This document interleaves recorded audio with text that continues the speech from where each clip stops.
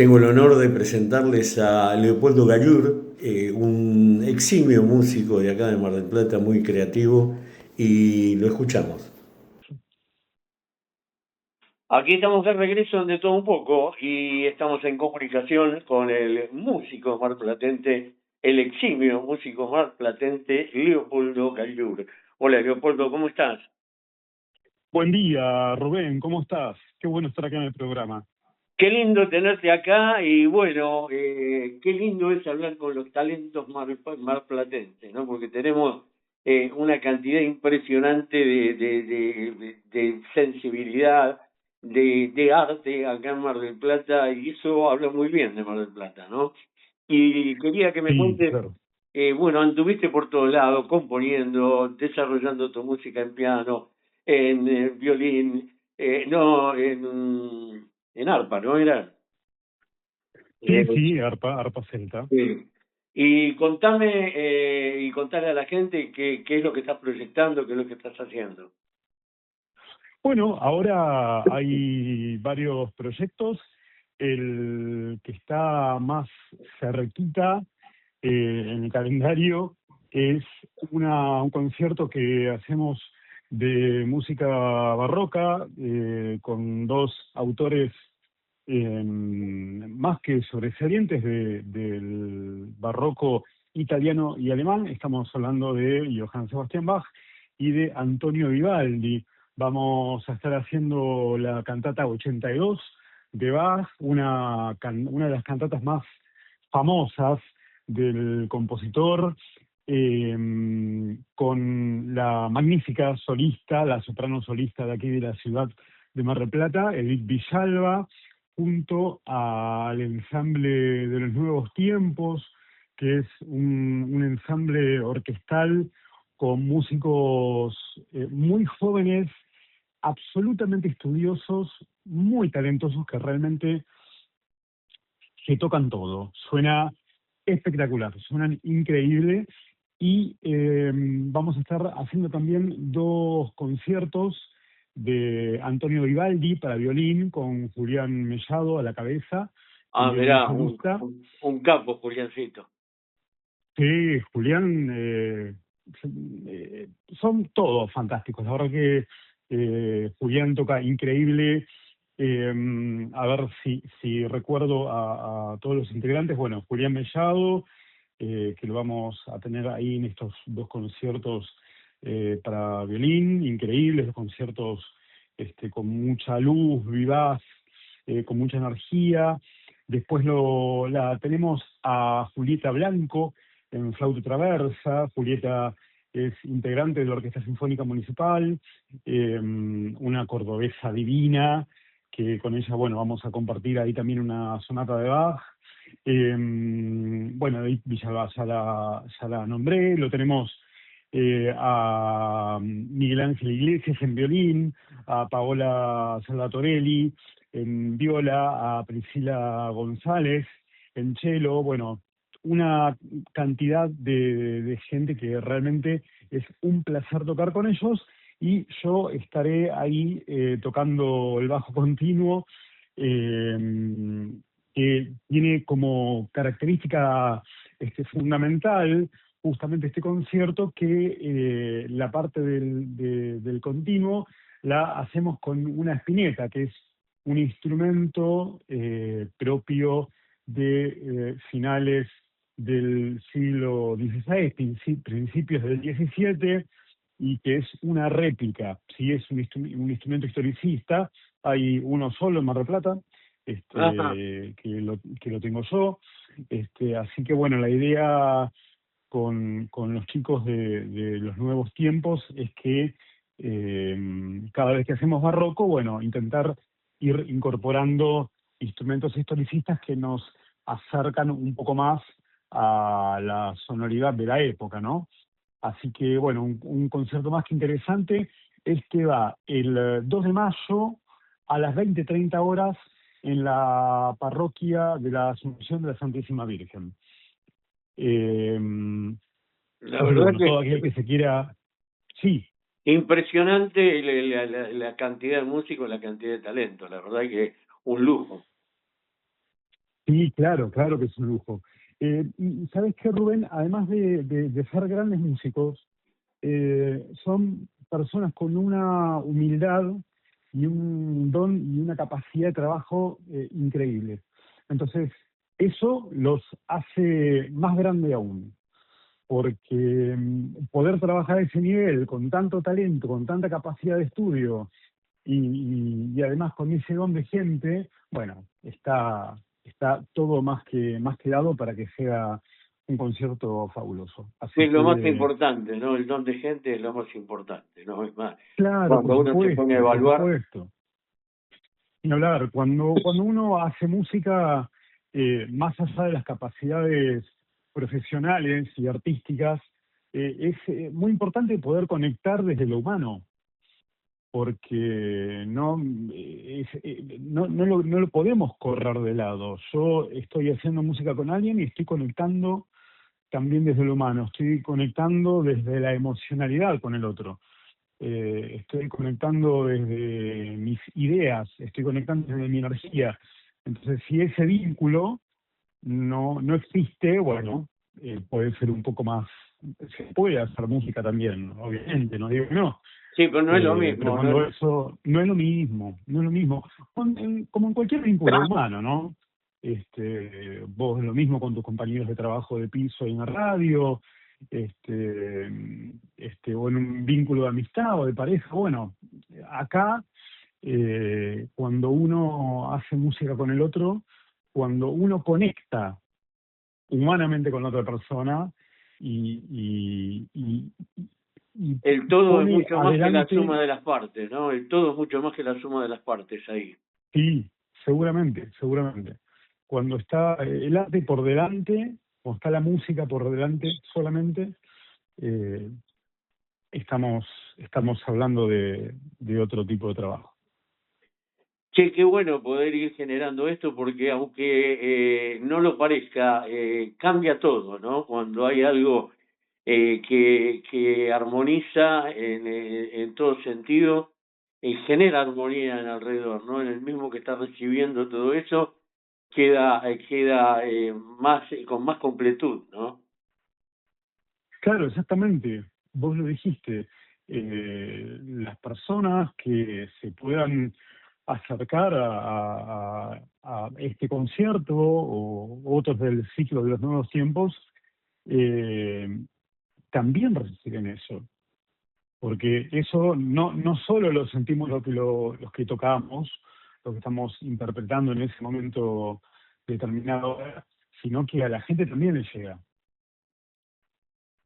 Con respecto a lo que me decía de este instrumento antiguo, ¿no? O sea, esta Sí. réplica, hay una buena lutería acá en Mar del Plata, ¿no? Precisamente, justo de instrumentos, digamos, construidos de manera historicista, lamentablemente en Argentina hay muy pocos referentes en lo que es instrumentos de teclado. La más importante es Mariana Pérez Robledo, que vive en Capital, en la ciudad de Buenos Aires, que, bueno, en el caso de esta spinetta la restauró ella, pero es una spinetta fue construida en 1960 por un luthier alemán llamado Kurt Sperhacke, y Marianne la restauró. Pero Marianne es una gran constructora de instrumentos de teclado, construye ella otros modelos de spinetta, que es un modelo Bouillon, que es una spinetta francesa, construye cémbalos, construye originales, muselares. eh, entonces, en Mar del Plata hay lutería, pero no de instrumentos historicistas. Pues en Ah, lo que es cuerda pulsada, como puede ser un laúd, una tiorba, un archilaúd, está Matías Krom, también en Buenos Aires, que es un maestro luthier realmente en lo que esos instrumentos se refiere. Pero bueno, lamentablemente en Argentina no tenemos tanto acceso a instrumentos históricos, no como, o al menos como en otras partes del mundo, que uno puede, no sé, uno está en Londres y tiene al menos dos negocios abiertos al público, dos casas de música que se dedican solamente a los instrumentos antiguos, y uno puede ir y decir, bueno, a ver, quiero, no sé, quiero comprar una flauta dulce contralto. Y uno entra al negocio y bueno, tiene 40 modelos de flauta dulce contralto. Lamentablemente acá en Argentina no sucede, es todo mucho más complejo, o le tenemos que decir a algún luthier como los que nombré recién que lo construya, y tardan mucho tiempo porque tienen obviamente una lista de espera de construcción mínimo de 2 años. Marián Pérez Robledo me construyó hace muy poquitito un organeto medieval, se llama organeto portativo, que es uno de los primeros órganos que aparece en la historia de la música, propio del siglo, se utilizó por lo menos mucho del siglo XI al siglo XIII, y bueno, Marián tardó casi un año Y, en y, construirlo. y contame las diferencias, ¿no? Más allá de ser algo, estas reproducciones, ¿qué diferencia musical tienen con un órgano actual? Bueno, básicamente el organeto portativo, yo, para que la gente lo entienda y dicho con un poco de humor, es un órgano bonsai. Es un Poquito. órgano, es un órgano pequeñito, solamente de 2 octavas, que se toca con la mano derecha y tiene un fuelle, como lo puede tener un acordeón, por ejemplo, o lo puede tener un bandoneón, funciona a aire. Uno maneja este fuelle con la mano izquierda y con la mano derecha toca. Después la construcción el mecanismo es exactamente igual. Son tubos que pueden ser de metal o de madera. Y bueno, El a resto ver, tiene que ver con el que lo ejecuta. claro, todo aquel que me esté escuchando puede ir a YouTube. Les recomiendo que busquen a un intérprete de organeto portativo que se llama Catarina Vincenz, con B corta. Ella es chilena, pero vive en Europa hace muchos años y es un referente del instrumento. Es un instrumento hermoso, es realmente precioso, porque bueno, suena como un órgano, pero es un órgano bonsai, Mira, chiquitito, súper, súper pequeño, nada que ver, obviamente, con órganos de tubo que podemos encontrar en las iglesias. Acá en Mar del Plata tenemos uno muy importante en la catedral, que bueno, si bien no se le da uso, el órgano está arriba en el oratorio del Instituto UNSUE, que está cerrado también hace tanto tiempo, también hay un órgano. Pero bueno, estos, ¿cómo dice la palabra? Organeto portativo, organito. portátil. Hola, con Leopoldo Gallur. Y bueno, nos estaba llevando Leopoldo cuando se cortó la comunicación por los lugares donde había estos órganos increíbles en Mar del Plata y también por este bonsai, por este órgano bonsai que me lo imagino. Y nos estás abriendo una ventana a un mundo que yo a veces no lo tengo, ¿no? Uno pispea algo por acá, pispea algo por el otro lado, pero apasionante toda esta lutería antigua, ¿no? No, claro, es que si uno por ahí no se pone a investigar, y además el mundo de la música antigua en Argentina, si bien hay muchísima gente que la realiza y la realiza de manera fabulosa. Bueno, acá en Mar del Plata tenemos, por ejemplo, a la maestra Graciela Plancic, con el Florilegio Musicum, un grupo con el cual he tenido la alegría de tocar muchísimas veces. Graciela también tiene un arsenal de instrumentos antiguos, porque justamente la característica del Florilegio Musicum es la ejecución de obras de la Edad Media, Renacimiento y Barroco con instrumentos historicistas, ¿no? Instrumentos de época. Pero bueno, es un camino que no termina más, por suerte. Es un camino de muchísima, pero muchísima investigación, porque cuando uno habla de música clásica, en general la música clásica está cubierta de un canon establecido, de determinadas obras que se las considera como los referentes quizá del repertorio, y el repertorio universal de la música, por decirle de alguna manera música clásica, música académica, es enorme, es gigante, sobre todo cuando vamos al terreno de la música antigua. Cuando hablo de música antigua estamos hablando desde aproximadamente, o mejor dicho, hasta aproximadamente 1750, 1759, con la muerte de Johann Sebastian Bach, con la muerte de George Friedrich Händel. Entonces podemos tomar ahí como un hito, como un final de lo que se considera la música antigua. Pero el repertorio es monstruoso, es enorme, porque uno dice Vivaldi, por ejemplo, ¿y qué piensa? Los conciertos de las cuatro estaciones, ¿no? Claro. Que de hecho los hicimos el año pasado, también con los chicos de los Nuevos Tiempos, hicimos los 4 conciertos, eh, pero Vivaldi tiene una producción descomunal, tiene una cantidad de óperas escritas tremenda. Händel lo mismo, uno dice ópera y ¿a dónde va? Va a Verdi, va a Puccini, con suerte la cabeza va a Mozart.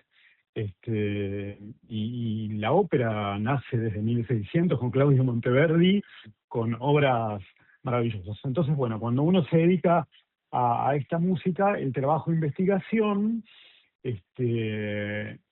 no tiene fin, porque uno se da cuenta que empiezan a aparecer obras y obras y obras, y no terminan de aparecer compositores absolutamente desconocidos, y uno muchas veces además tiene que reconstruir la obra, porque por ahí solamente lo que llegó hasta nuestros días es un manuscrito, es el manuscrito del compositor, entonces tenemos que poder como reconstruir esa idea de cómo ejecutarla, de cómo sonaría, para lo cual tenemos muy pocas referencias. O sea, sabemos cómo sonaba la música en 1630 y no. Pero bueno, nos podemos dar ideas por, por lo que nos otorga las artes plásticas, por lo que podemos ver en cuadros. Entonces ahí podemos ver cómo eran los instrumentos, cómo estaban construidos, y en base a eso, con todo el trabajo de investigación del luthier, eh, podemos acercarnos y decir, bueno, quizá la música de la Edad Media, o quizá la música del Renacimiento o del Barroco, sonaba de esta manera. O sea que no Referentes, termina con leer un pentagrama, tenés que agarrar y reconstruir todo. claro, exactamente, exactamente. No tenemos nada servido. Todo hay que Bueno, armarlo. apasionante. Me está llevando a un Sí, mundo claro. que realmente es nuevo para mí, ¿no? Uno conoce un poco por arriba, pero qué interesante, ¿no? Vos estás hablando y yo me imagino ahora hasta la escenografía. Sí, sí. Bueno, aquí estamos de vuelta, la tercera es la vencida, ¿eh? Seguimos con Leopoldo Sí. Galdún y realmente apasionante el tema, Leopoldo. Nos quedamos ahí eh, pensando en esa época, en la música, en la investigación tuya con la lupa ahí mirando todo y bueno, realmente toda una cosa interesante. Sí, Rubén, bueno, obviamente el tema da para mucho, para hablar horas y horas, porque bueno, también es un tema que a mí me apasiona, que lo hago con mucha alegría, con con mucha dedicación. Pero bueno, yo creo que lo mejor para ilustrar lo que estoy diciendo es que, en primer lugar, la gente se acerque, como decimos al principio de la entrevista, el 2 de mayo, aquí en la parroquia de la Asunción de la Santísima Virgen, eh, para poder escuchar este concierto con autores como Johann Sebastian Bach y Antonio Vivaldi. La verdad que, bueno, un lujo que esto esté sucediendo y bueno, nos quedaremos con las ganas de seguir charlando de este tema. O sea, seguramente pronto vamos a continuar y ya específicamente de todo esto que me estás contando y que no se está contando todo lo que estamos escuchando, que, bueno, te abre un panorama y una cosa que por ahí a uno no se le cruza por la vida. Si bien por ahí ves una película, ves alguna cosa por ahí que pasa, pero bueno, como lo estás contando vos, es mucho más interesante, ¿no? Toda una tarea de investigación, claro, estamos a 500 años, 600 años, y uno que sabe qué pasó ahí, ¿no? Más allá de los ecos que te puedan llegar a llegar ahora, valga la redundancia, qué pasó, ¿no? Y bueno, esa reconstrucción como un detective, ¿no? De la música. Sí, sí, tal cual. Es un poco como un trabajo de arqueología, ¿no? Pero en este caso en base a los sonidos.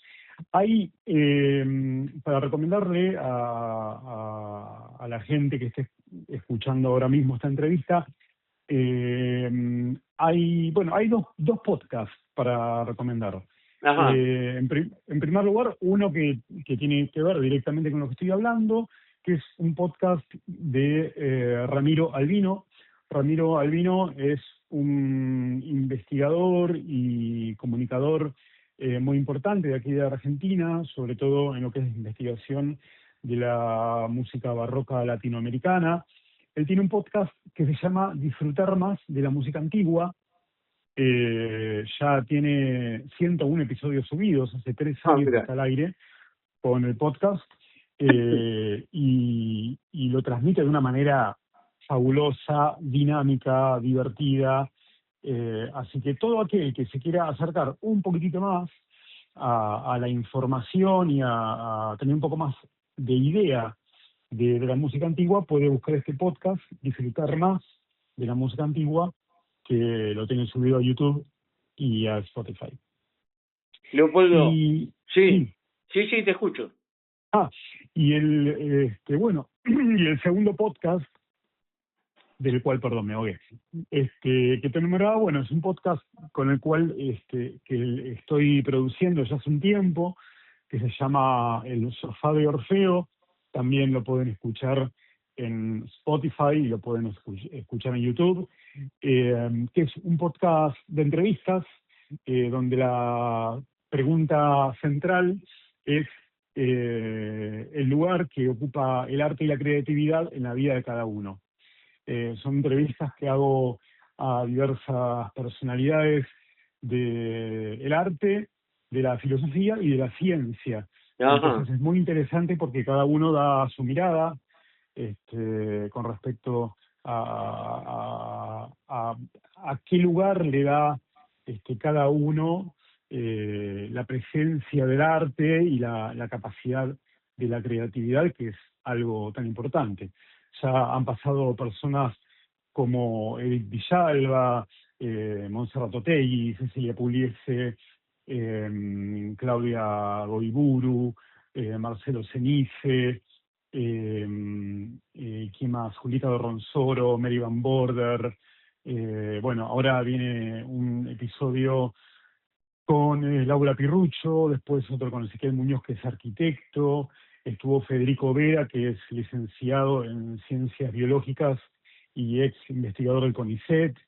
Entonces, cada uno, desde su área, desde su lugar, desde la filosofía, desde la actividad del arte, desde la ciencia, da su mirada en base a la presencia de la creatividad, a la presencia del arte, y la verdad que yo estoy contentísimo porque si bien puede costar un poco difundirlo y hacerlo conocer, por lo cual obviamente te doy las gracias como siempre por darme el espacio para poder hablar Un honor y un placer.